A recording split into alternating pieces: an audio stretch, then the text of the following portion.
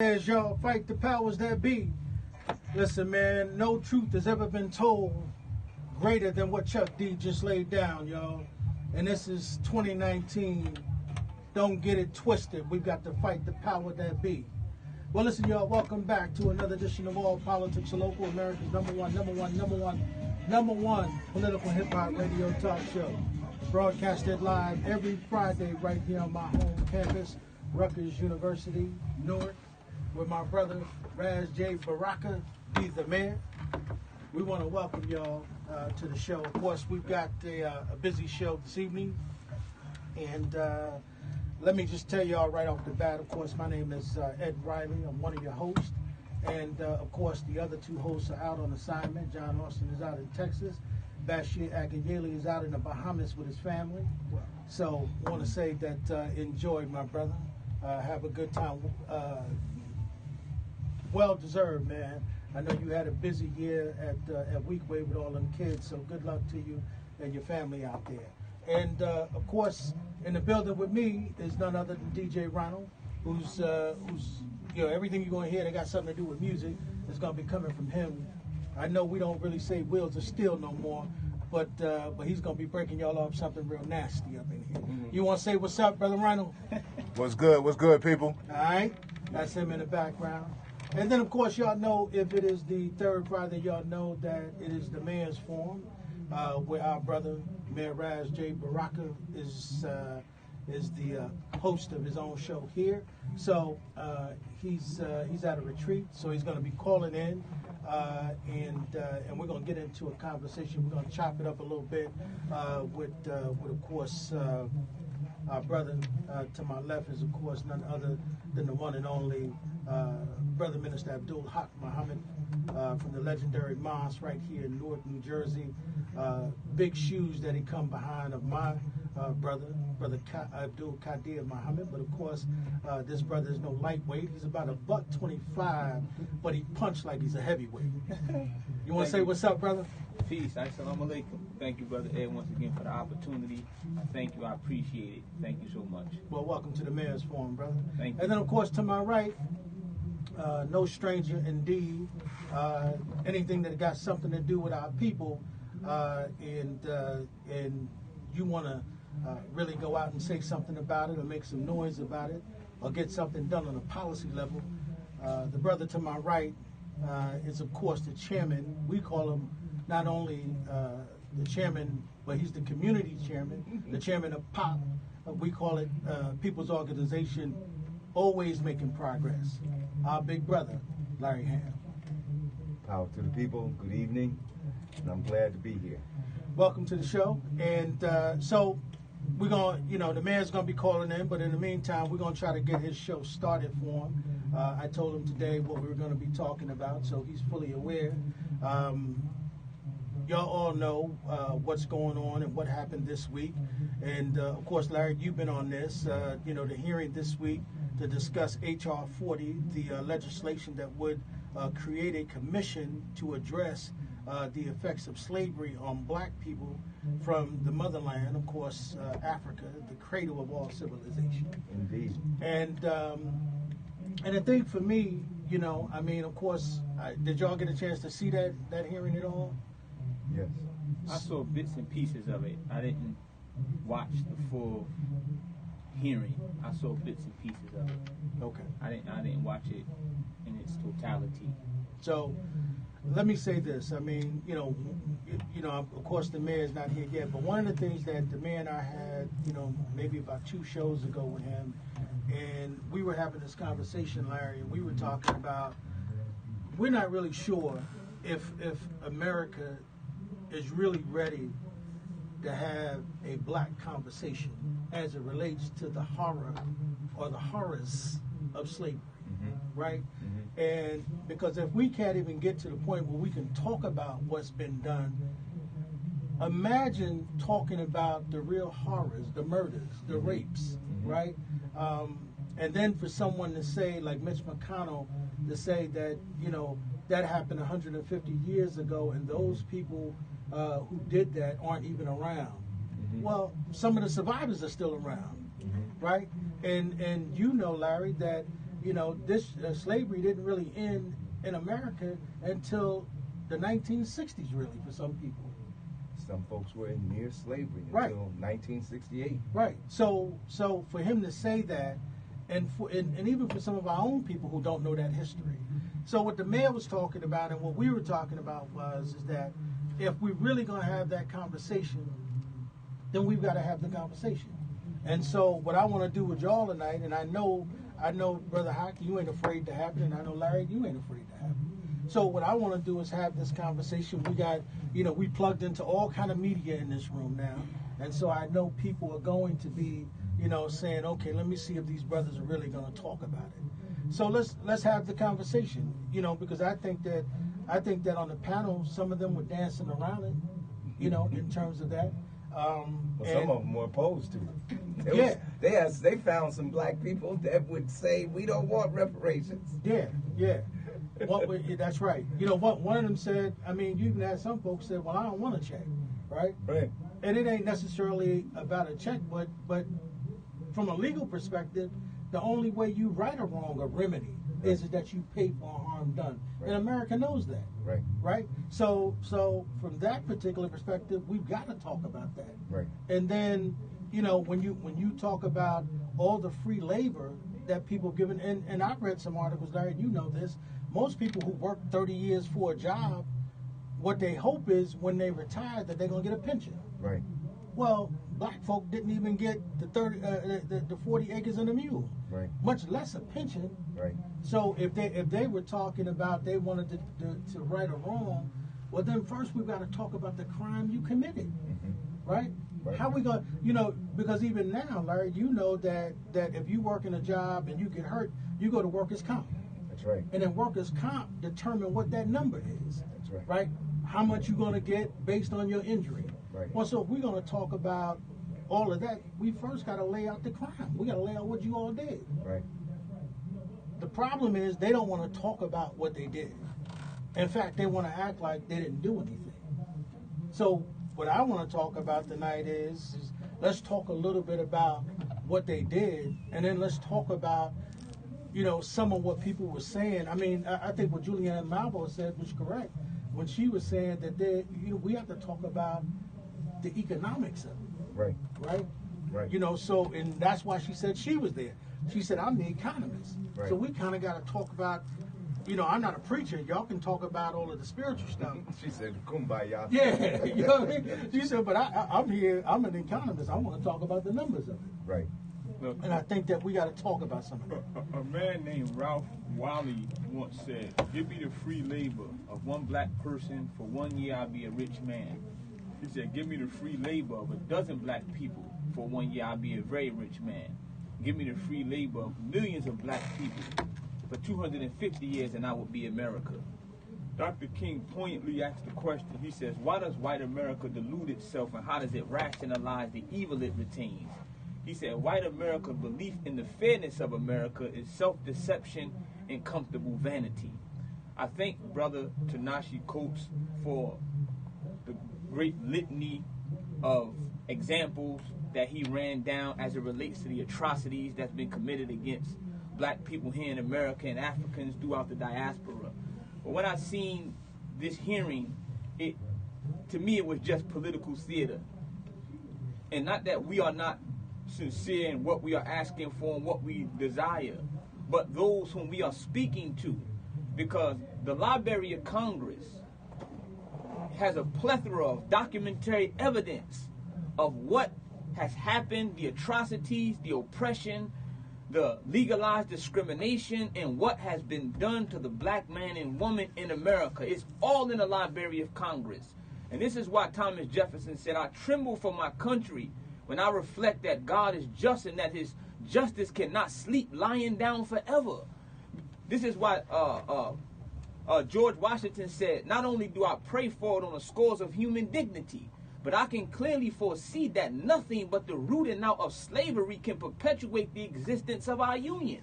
All of these men was biblical scholars, including Abraham Lincoln, and they all knew the various prophecies. They knew the book of Exodus 21:16, where God said, if a man stealeth a man and selleth him, And if that man be found in his hand, then surely he shall be put to death. They knew the book of Obadiah, as thou hast done, so shall it be done unto thee. These men are not ignorant of these prophetic facts and the prophetic utterances of the prophets. So they knew that what they did was wrong, and they knew the consequences of their actions. You understand? We can go down the list of all of those that America have compensated, all of the people who have been issued different compensations for wrongs that have been done to them, as it relates to the Japanese, the internment camps, 1988, being issued apologies and $20,000, 1952, Germany issuing an apology. They have given over Israel and the Jews over exactly what she has done. She knows what she is doing, and she knows the consequence of her actions. So we can run down the litany of atrocities that they have done to us as black people in America and Africans throughout the diaspora. But as one of their presidents said, I believe it was Roosevelt, he said, okay, we know that we have wronged you and we know what we owe you, but now make us do it. And I think that is the attitude and the arrogance of America. We know what we have done to you. We know what we owe you. We have the records. It's in the Library of Congress and in libraries throughout America. But their attitude, the arrogance of them is, okay, now make us do it. Force us to give you what we owe you. And that is something I don't think that black people are ready to do or deal with that particular question. Wow. What you think, Larry? And before you say that, Larry, think about it. This is the first time that we've ever had a hearing. No, it's not. It's not? No. The article I read. The last hearing was 10 years ago. I was there. Okay. I was at the hearing. And was that and who sponsored that? Congressman John Conyers. He did. Okay. Yes. This is the first hearing in 10 years. Okay. So thank you, Brother Larry, for that history. So he had clear one that in up. Congress 10 years ago. yes. And this is the second one. Yes. Okay. And the bill, H.R. 40, and you know why it has the number 40. Yeah, 40 40 acres acres and 40 and a mule. yeah. Yes. H.R. 40 has been reintroduced continuously for roughly almost 30 years. Yeah, I heard it. I read it. Almost 30 years. years. So it's the fact that we're having a hearing, I think, is commensurate to where black people are now in the political environment. We will, in essence, determine who the next president is. We determined, it was our vote that, in essence, pushed Barack Obama over the line. And whoever is going to be the next president, the Democrats cannot win without the black vote. And I'm going to tell you, I was quite surprised when the issue of reparations entered the political dialogue. Why is that? Because I didn't think it was that much of a priority. But there are so many candidates running. Now they are doing whatever they can to appeal to black people. And they know that this issue of reparations appeals to black people.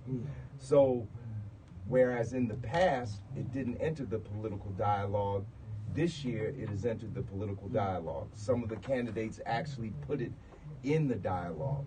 And I think it's a good thing. And I think even though this wasn't the first hearing, this was the first hearing they had in 10 years, I think it was important to have that hearing. And yes, it was political theater, no doubt. But it was also a hearing of the Judiciary Committee of the Congress of the United States. So the issue is evolving in terms of importance. And quite frankly, I think that we should seize upon this moment and push the issue of reparations. I think that we should hold the Democrats. It's been Democratic candidates who have pushed this issue into the political dialogue right now. We should hold them to it. And if they're really serious about that issue, we should demand that those candidates that have been raising the issue, who make it to the Democratic National Convention in July of 2020, they should demand that the issue of reparation and the passage of H.R. 40 be included in the political platform of the Democratic Party at the convention of 2020. Because then you begin to amass the political strength to bring this bill out of the committee and to the floor. The bill has been reintroduced for almost 20 sessions of Congress, mostly by John Conyers. John Conyers is now retired. The role that John Conyers played with regard to this bill has now been taken over by Congresswoman Sheila Jackson Lee. She's not the chair of the committee, but she's now kind of recognized as the person who is the lead on this particular bill, Sheila Jackson Lee. So here in New Jersey, I'm glad to say that in Newark, we have been pushing for reparations since the People's Organization for Progress was founded in 1983. It is in our program. And 2 years ago, we had our annual rally for reparations, and Congressman Donald Payne Jr. came to the rally. And at that rally, he committed himself to the bill, and now he is an official co-sponsor on that bill. So I sit here now and call upon Congressman Payne to get the rest of the congressional delegation of New Jersey as co-sponsors of this bill. Furthermore, a bill cannot become law until it is passed by both houses of Congress. That's right. What is significant about this period is that, to my surprise, United States Senator Cory Booker introduced a Senate version of H.R. 40, which is S. 1083. So this is an advance, because for 30 years there was only a House bill. There was never anyone in the Assembly. We actually had a meeting when Lautenberg was senator to try to get Lautenberg to introduce a Senate version of H.R. 40. It didn't happen. But now Cory Booker is running for president. He's low in the polls. He's doing like 3%. So I guess this was a way, a tactical way for him to make a greater appeal. Strategy. Right, a strategy to appeal to a larger, section of people. So, but it's good for reparations, because it can't happen unless it happens in both houses of Congress. Now, this is significant when you. Do I need to share? Because I don't want to monopolize. Well, but Larry, you give it to us. This is significant, giving us the backdrop, because you have to go back to where reparations started. Reparations is not a pipe dream. Reparations is a concrete remedy that has been recognized since emancipation. How did it happen? Everybody knew. Frederick Douglass said that freedom should not be freedom to starve. Everybody knew that you couldn't just emancipate, turn loose 4 million black people, 4 million formerly enslaved black people into the society, that they had to have a stake. So toward the end of the Civil War, there was a recognition, even by Lincoln. If you read his inaugural speech, not of 1860, but you read his inaugural speech of 1864, he recognizes the 250, these are his words, 250 years of stolen labor of the freedmen. So what happened? During the Civil War, General Sherman is coming down on Sherman's march through the South. On his way, Sherman expropriates land from the slave masters. Expropriates means with a military order and the stroke of a pen, he said the price of your treason is going to be the taking of your land, and we're going to give that land to the people who distribute it. Let me stop you right there, Larry. So let me read this, and that goes to your point. The first time the federal government considered reparations for black people was in 1865, when 400,000 acres of coastal land were awarded to former slaves, the result of a special order issued by the Union General William T. Sherman. It lasted less than a year. When President Abraham Lincoln died, he was succeeded by Andrew Johnson, who rescinded Sherman's order. That's exactly right. Now, but let me add just a coda on this. Sherman issues General Order number 15. Yes, sir. 15 becomes the model for a bill introduced by Thaddeus Stevens, which is H.R. 29, because although Sherman issues that order, it's really not the law of the land. Thaddeus Stevens and the radical Republicans introduced H.R. 29 in March of 1865.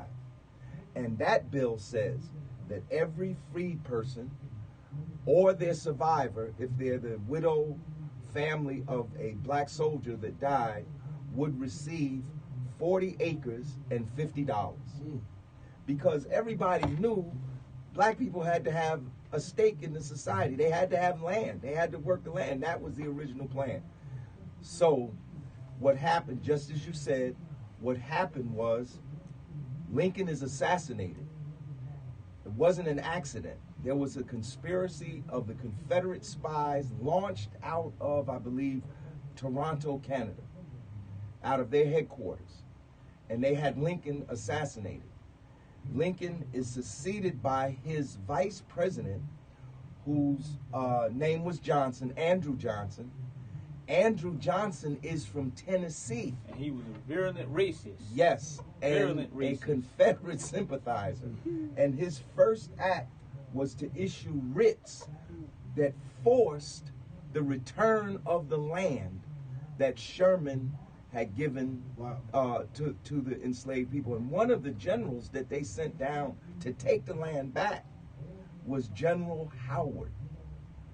Howard University. Howard is named after. Let me just interject here. Go ahead. Because to speak to that, after the Civil Rights Act was passed, there had to be some subsequent enforcement acts, which they call the Ku Klux Klan Act. So whenever white folks found it in their heart to give us what we would do, they always had to enforce what it is that they said we can have, which speaks to the point of, I believe again it was Roosevelt who said, we know what we have done, but now make us do it. So whenever they have it in their heart to do something for us, black people in particular, they always have to be another force behind what it is that they say they're going to do or that they propose to do. So again, their history is replete with that kind of behavior. You understand? Them saying we'll do X, we'll do Y, we'll do Z, and then there having to be a subsequent act, something that will enforce them to do what it is that they propose or that they desire to do. Again, I say that their history is replete with this kind of behavior. I believe that they know what it is that they have done, what their ancestors have done. The Speaker of the House said, I don't think it is a good idea, but I have to tell him, I speak in the name of my leader and teacher, the Honorable Minister Louis Farrakhan, that is not in their hands no more. Because it has been prophesied. Now, whether you believe it or not, it has been prophesied in the book of Genesis, the 15th chapter, the 13th verse.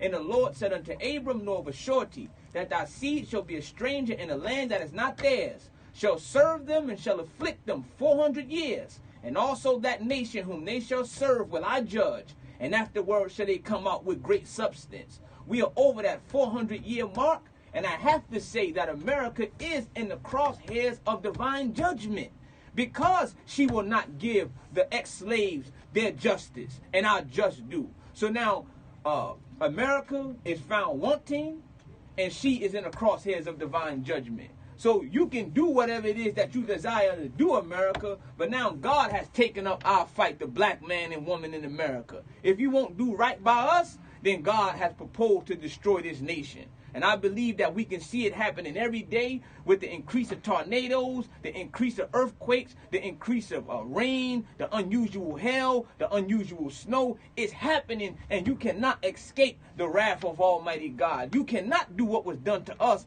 and then think that you are not going to have to suffer a consequence.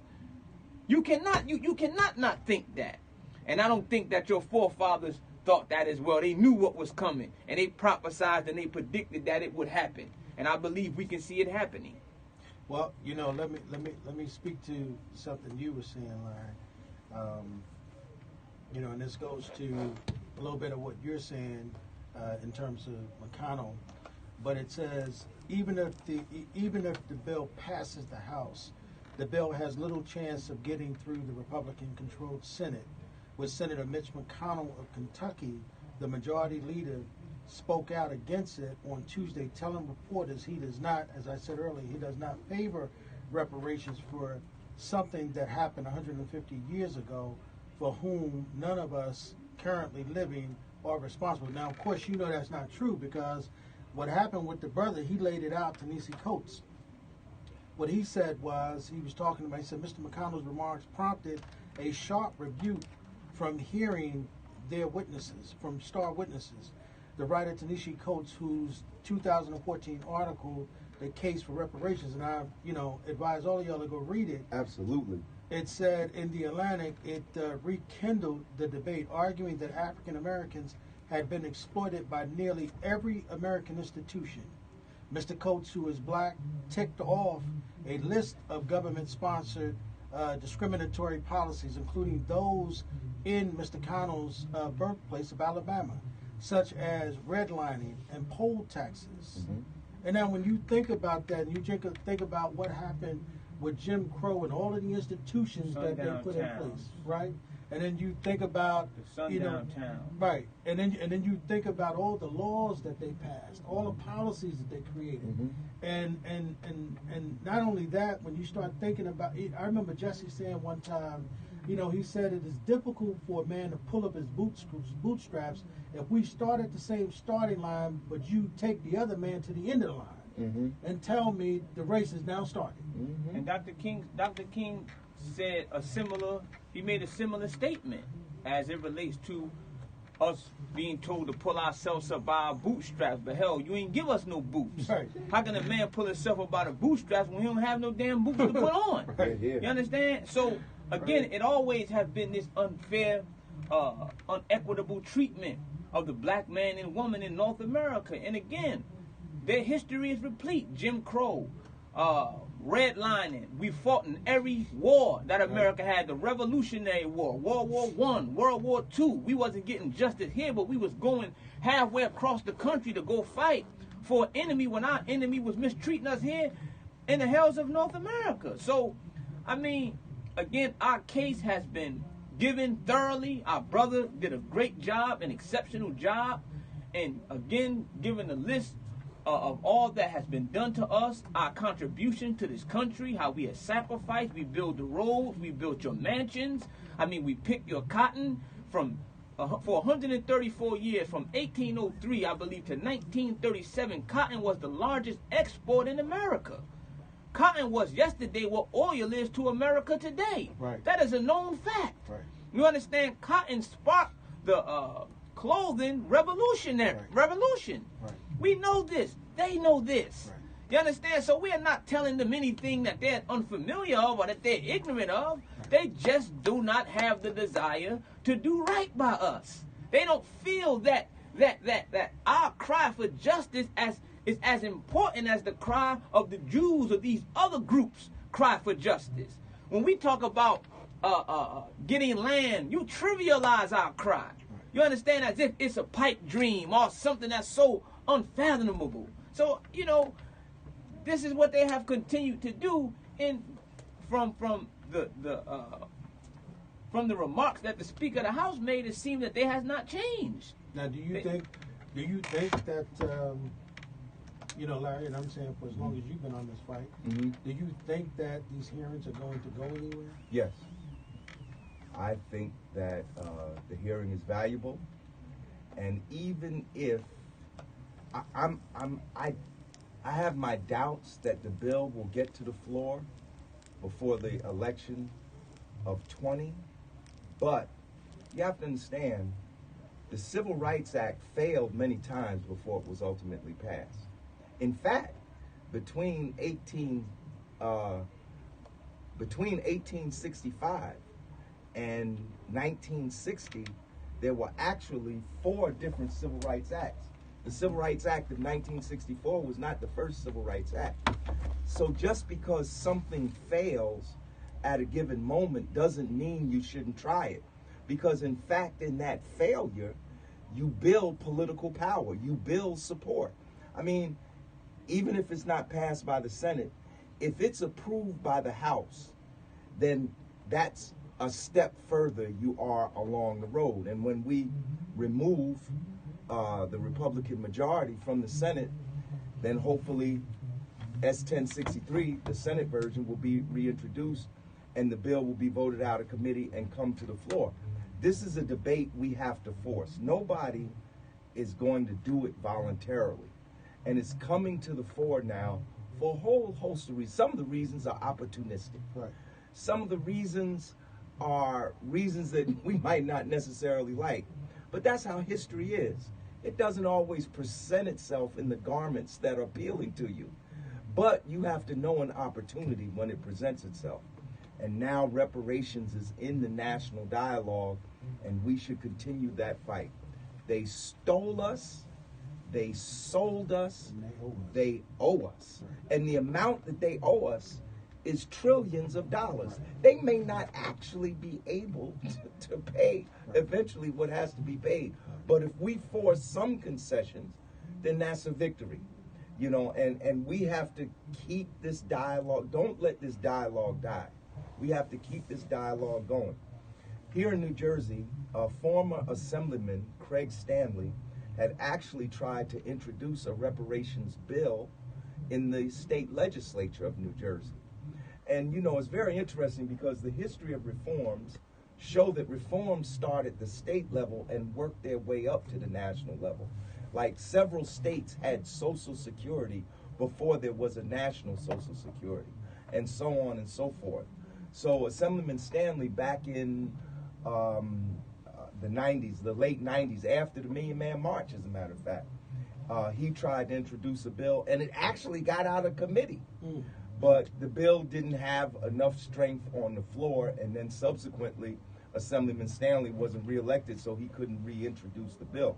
I'm calling tonight for the reintroduction of a state of New Jersey reparations bill, because slavery was here. Right. And the state laws of New Jersey made possible the existence and perpetuation of slavery. This was a slave state from 1620, when the colony of New Jersey was founded. By 1624, there were enslaved African people here, working the land, building roads, building dams, clearing forests, doing that heavy work that nobody else wanted to do. We were here. This state profited from our labor. Lincoln, when Lincoln issued the Emancipation Proclamation in 1862, the state legislature of New Jersey nullified Lincoln's power to emancipate slaves in this state. New Jersey was not. There were 36 states. You needed a 3/4 majority of states, 27, to pass the 13th Amendment, which abolished slavery. New Jersey wasn't in that 27 state majority. Neither did it pass the 14th Amendment nor the 15th Amendment. Black people were only freed here by virtue of the passage of the federal law, because it became the law of the land. This was the last northern colony to abolish slavery. One of the most active slave ports on the East Coast was Perth Amboy. And after that was Camden, New Jersey.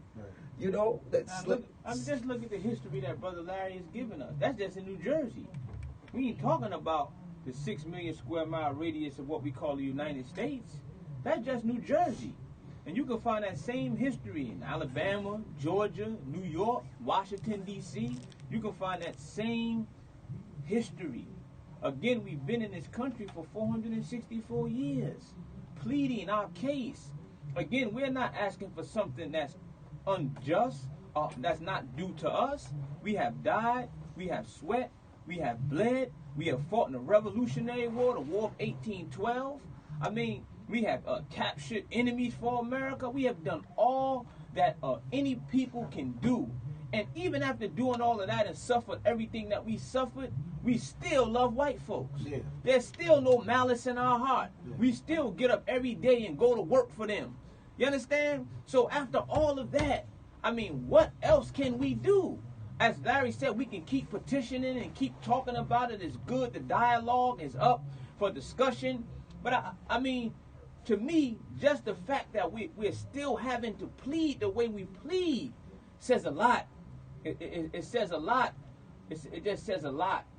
it's very shameful and it's very hurtful. What- You understand? After all that we've been through, that we, again, not that it has been passed, we're talking about the bill just being introduced. Right. You understand? We ain't wrangling over whether they're gonna pass it or not. We just talking about the bill being where you just consider this. Right. I mean, come on, man. That's hurtful. That's very frustrating and very disappointing. What is it Michael said? He said, why is it that we hate black folks and love white folks so? He said, because they give us absolutely nothing. I mean, I don't want to be irrational and I don't want to be unreasonable. But again, we're talking about history that's well documented. We're talking about history. We ain't gotta go and search and look in no archives. You understand? It's a matter of public record. What was done to our men, to our women, to our children. Movie after movie have been made. We've seen Roots, we've seen Django, we've seen 12 Years a Slave. We on Netflix. I mean, it has been well documented. You understand the atrocities that have been committed against black folks. And while we was under the tyranny, you understand, of America, we were still inventing and contributing to the American society. You understand? We was not just here laying down and doing nothing. We were still working, building your roads, inventing things, traffic lights. We have done so much and given America so much, and yet America has given us so little, and now you won't even consider a bill that will rectify the wrong that you have done, and then you say, the Speaker of the House, 150 years ago, many of us wasn't here. Yeah, but you have benefited from what your ancestors did. So the Bible says, prepare slaughter for the children for the iniquities of their fathers. So how can you act as if you have not benefited from the hard work and toil that my ancestors have done so that you can have land, so that you can have wealth? We ain't even talk about the Indian land grab. Right. We ain't talk about what you have done with Social Security. We're not talking about how you kept us out of the trade unions and how the trade unions were created to rob us of the trade skills. It's so much we can talk about. We can be here till tomorrow night talking about our contributions to this land and how we have been oppressed and destroyed in this country, politically, civically, socially, morally, psychologically. Anything you want to name, we have been destroyed. Let me just say for the record, Haqq is not talking about the Speaker of the House, Nancy Pelosi. He's talking about the Senate Majority Leader. Senate Majority Leader. Right. Yes, sir. Mitch McConnell. I just, it's very frustrating. It's very frustrating. But that's the thing, Larry. That the mayor we were having this conversation, Larry. You and I even had this conversation at one point when we were talking about the candidate that you were supporting for the president. And I remember the mayor saying to me, he said that, we were having this conversation and we were saying, well, is America ready to really have this conversation? When you talk about what was done to Africans, we were robbed of our language, our heritage, and our culture. And so we can't even dialogue with our brothers, even these brothers in the room who speak Yoruba and speak other languages, right? Because of what's been done to us, we can't speak to these brothers in our natural tongue, even though they are brothers, right? That's right. We all look alike, but we can't speak none of what they can speak. Isn't that something? Right? And that's because of what's been done. So the mayor was sitting there, and he said, if we had the really real conversation, right, and then you talk about the amount of money, they couldn't begin to pay us that, right? But then you talk about how that they won't even allow us to bring a bill. They have a problem with the bill even being introduced, right? But I think, Larry, like you said, I think we've got no other choice but to bring it now. We got to go forward. And it's like Sheila Jackson Lee said. She said, if not now, when? There it is. Right? I would really recommend that everybody go back, go on Facebook. The whole hearing was recorded. Right. And watch the whole hearing. Just watch the pro arguments and the con arguments, so you know both sides of the argument. That's number one. Number two, I would recommend that everybody read Ta-Nehisi's essay on reparations. Absolutely. That was in, I believe it was the New Yorker magazine. But more than that, I would recommend that people read Randall Robinson's book, The Debt, that he wrote back in the 80s. That's really one. There are many books, actually. There was a time when it was hard to find anything to read about reparations, but now there's a whole body of literature on reparations. But I agree with Minister Haqq that it's really not a question of proving the case. I agree with him 100%. The case has been proven. The question now is a question of political power. Do we have the power to force the concession? Do we have the power to get the bill out of committee? Do we have the power to get the bill passed by the House and then ultimately by the Senate? And I think this is where our own self-actualization comes in. You know, right now, I think one of the biggest, not the biggest enemies are our adversaries, the white racists and the white supremacists. But there's another adversary that we have, and that's our own apathy. For instance, how many sororities do black people belong to, and how many of those sororities and fraternities have adopted a position in support of reparations?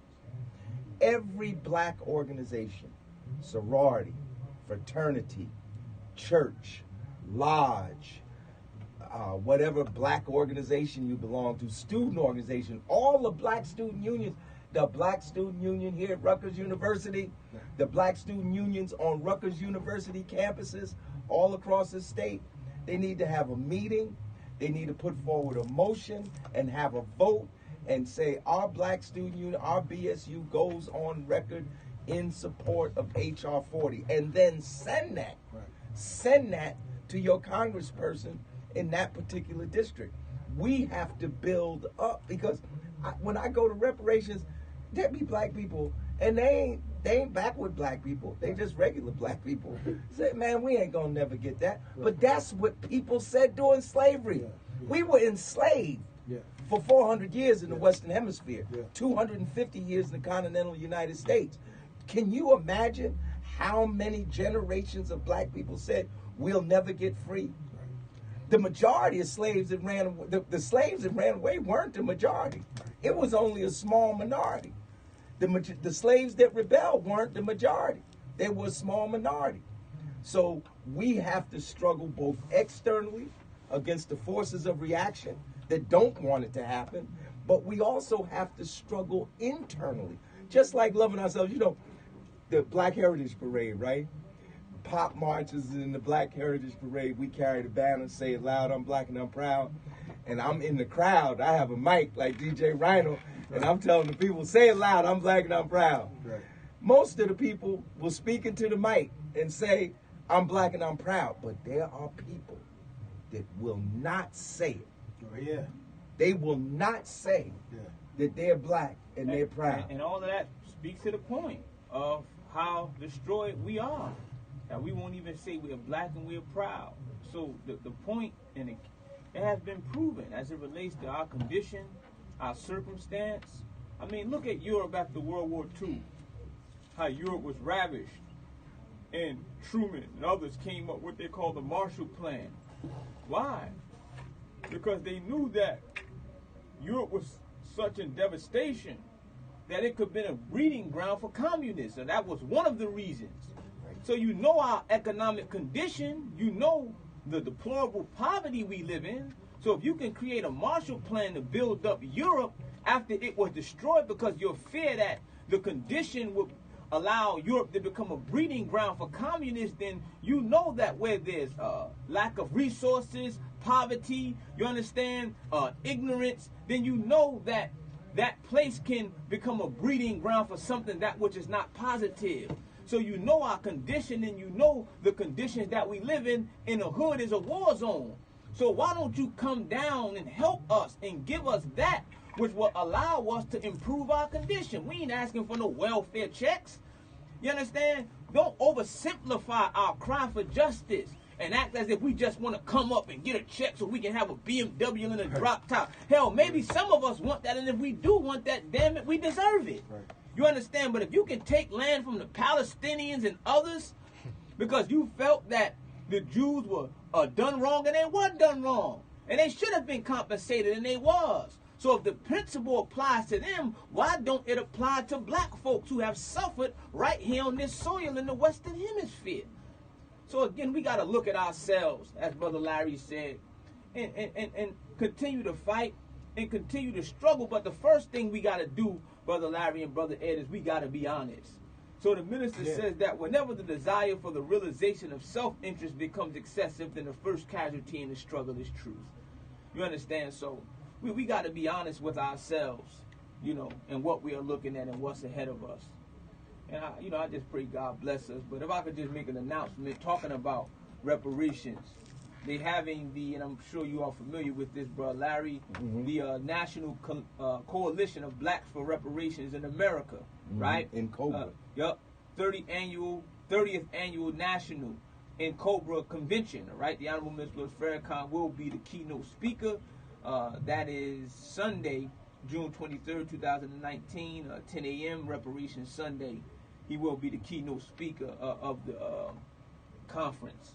So I believe it's the NOI.org will be live streaming it, and there'll be other mediums, Facebook as well. So you all can check that out. You know, when you talk about, the really real and what happened, I was reading this article that this sister wrote.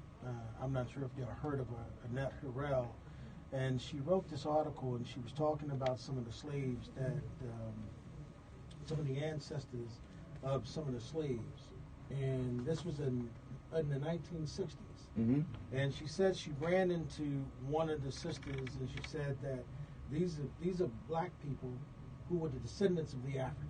And that they had not been freed in the 60s. And she said they were still living on plantations in Louisiana. I believe it. And she said that when she finally got to talk to one of them, listen to what she said. She said, one day I walked with May, that was the name of the sister. She said, one day I walked with May deep in the woods to see the old green creek she always spoke about. That filthy patch of water where the cows pissed and defecated. Was the same water that May and her family drank and bathed in. As we stood together looking into the water, May's words were forever scarred in my soul. Quote, she said, I told my story because I have no fear in my heart. What can any living person do to me? There's nothing that can be done to me, get this, that hasn't already been done. Wow. That's the reality of what has been done to our people. Yes. And that is why, on one level, right? That is one level why, on one level, Larry, why people would say, why is it that black people in America refuse to accept their own? When you think about that, right? Why is it? And that is because, as Nipsey Hussle would say, Brother Rhino, he would say it is because you don't have the knowledge of yourself.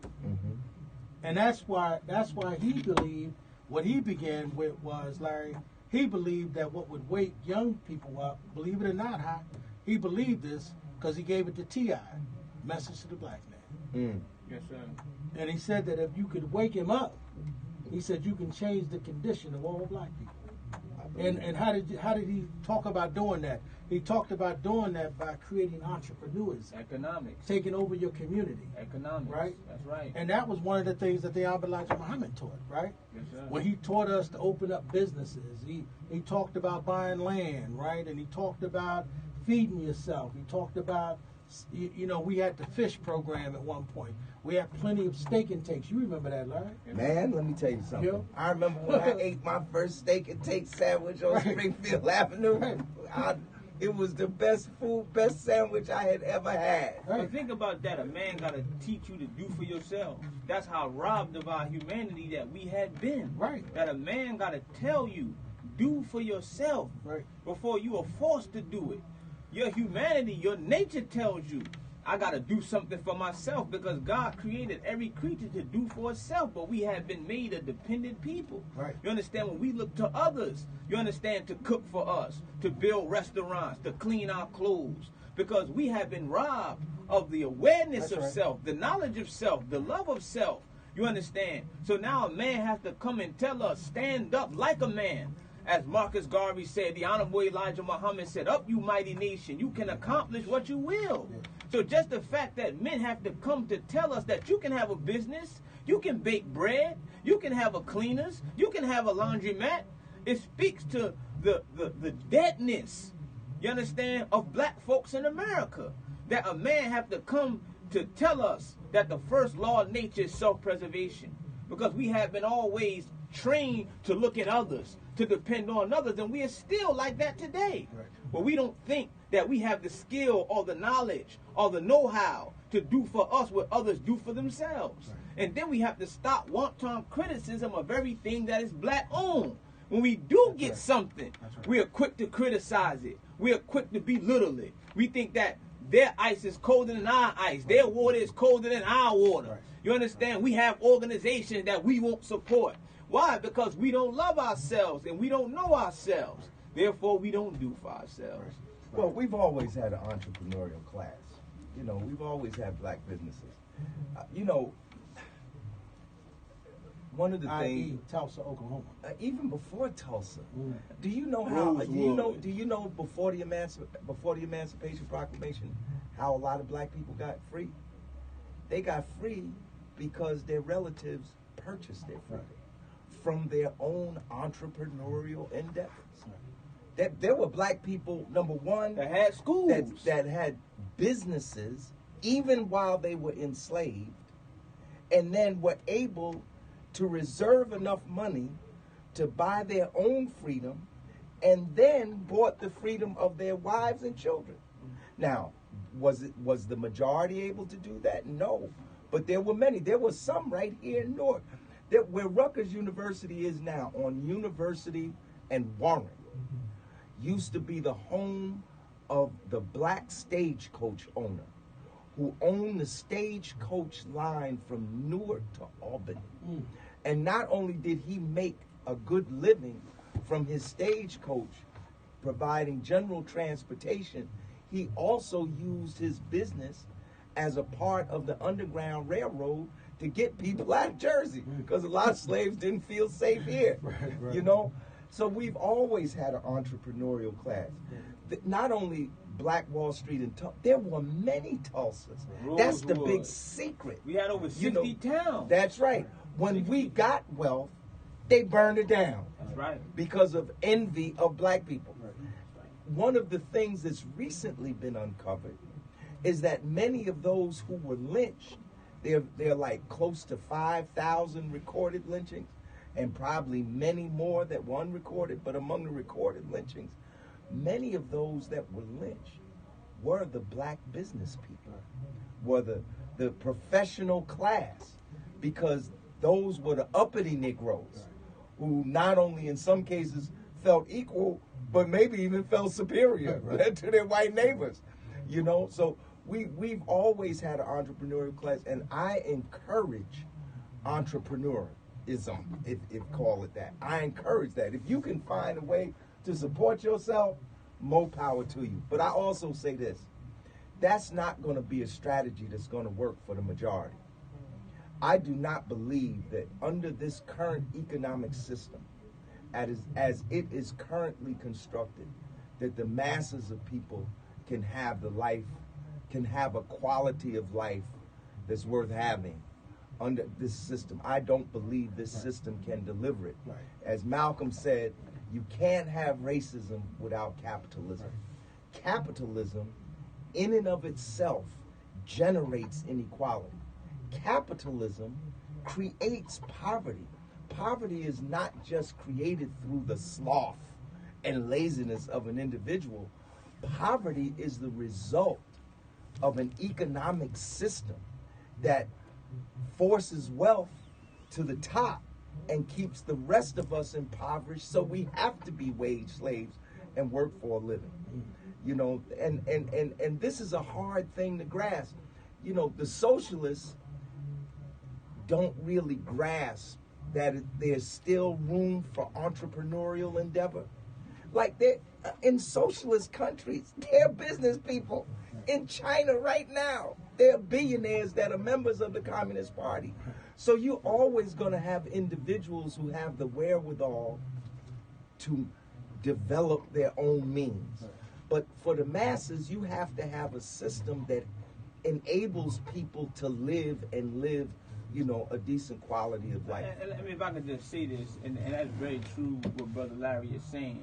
When we talk about black folks and our dependency or our lack of independence, you have to look at the totality of the circumstance, that the condition and the predicament we are in is not a predicament or a condition where we are in it just because we are in it. It's the result of something. Our mindset is the result of the conditioning and the training that we as a people have gone through being in this country. So there's always been an entrepreneurial class, those of us who did economics and who did very well in economics and very well in business. But the majority of our people, we are in the condition we are psychologically because of what has happened to us being in this country. We was never given the knowledge that will allow us to go for ourselves and do for ourselves collectively, the masses. You understand? So we was robbed of the knowledge of business, robbed of the knowledge of economics. It's not that we don't desire to do it, hell, we don't have the knowledge to do it. So there have always been a small class who had that knowledge, but the majority of us did not have that knowledge because they did not teach us the science of business, which is the knowledge of how to satisfy the natural needs of the human being in a manner that pleases God. So since we have been in this condition of servitude, slavery, and looking up to our slave master, we have always felt comfortable with doing that. So I seen an article that came out in the Star Ledger where we're talking about how many of the businesses on our main thoroughfares are owned by immigrants. Over 47%, the cleaners, the laundromats, these various other independent, the corner stores, they're owned by the immigrant class of our people. Why? Because they said when they come to America, their degrees are not recognized. And because of the language barrier. Therefore, they create opportunity for themselves. Well, look at the economy. Look at what I'm looking at. So I'm looking at one instance in a Star Ledger article saying that immigrants come to this country, and when they're denied opportunity, they make opportunity. But then I'm looking on the other side, T.I., Charlemagne the God, down here at the North Museum. A meeting that was put on by Forbes, Rockefeller Foundation, as well as the Prudential Financial, talking about creating opportunity zones. So here I'm seeing immigrants on one hand talking about how they create opportunities for themselves, and we here now at the North Museum saying somebody got to create an opportunity for us. And not that it should not be created, but I'm just saying look at the parallels. Right. Where we saying we going to wait for somebody to make an opportunity for us, and our immigrants, brother, come and they got the wherewithal and the fortitude and the unity to say, no, we ain't going to wait, we going to create opportunity for ourselves. Right. You understand? So, you know, that's just my, you know.